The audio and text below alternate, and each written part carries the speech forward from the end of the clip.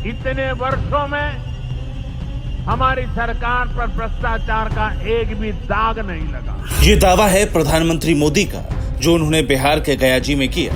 कहा कि उनकी सरकार पर बीते 11 वर्षों में भ्रष्टाचार का एक भी आरोप नहीं लगा। लेकिन इस दावे में कितना दम है, इसे लेकर आप सांसद संजय सिंह ने एक्स पर पोस्ट किया। लिखा कि आप तो सुपरफास्ट वॉशिंग मशीन हो सर, हर दाग चुटकी में साफ, आप पर दाग कैसे लगेगा। दरअसल 2014 के बाद से कई विपक्षी नेताओं पर भ्रष्टाचार के आरोप लगे और उनके भारतीय जनता पार्टी में शामिल होने के बाद उनकी जांच या तो ठंडे बस्ते में चली गई या बंद हो गई। ऐसे नेताओं की लंबी फहरिस्त है।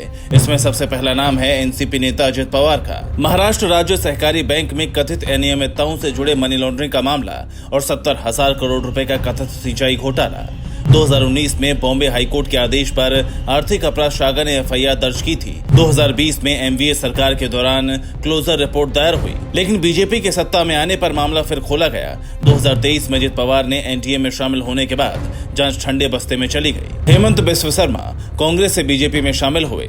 शारदा चिटफंड घोटाले में संलिप्तता और गोवा में जल परियोजना अनुबंध के लिए कथित रिश्वत। 2014 में सीबीआई ने पूछताछ और छापेमारी की थी। 2015 में बीजेपी में शामिल होने के बाद उनके खिलाफ जांच आगे नहीं बढ़ी। वर्तमान में असम के मुख्यमंत्री हैं। शुवेंदु अधिकारी टीएमसी से बीजेपी में शामिल हुए। नारदा स्टिंग ऑपरेशन मामले में भ्रष्टाचार और शारदा घोटाले में संलिप्त। 2020 में बीजेपी में शामिल होने के बाद सीबीआई ने लोकसभा अध्यक्ष से मुकदमा चलाने की मंजूरी का इंतजार किया और जांच में कोई उल्लेखनीय प्रगति नहीं हुई और वर्तमान में पश्चिम बंगाल में नेता प्रतिपक्ष है।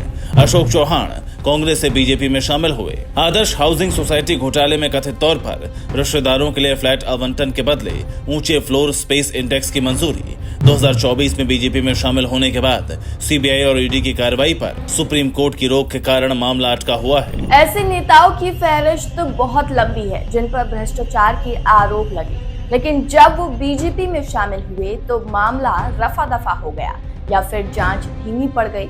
इनमें एनसीपी से बीजेपी में आए प्रफुल्ल पटेल भी शामिल हैं। इन पर यूपीए सरकार में नागरिक उड्डयन मंत्री रहते हुए एयर इंडिया के 111 विमानों की खरीद और एयर इंडिया इंडियन एयरलाइंस विलय में कथित भ्रष्टाचार का आरोप लगा। फिर 2023 में बीजेपी में शामिल होने के बाद जांच अटकी हुई है।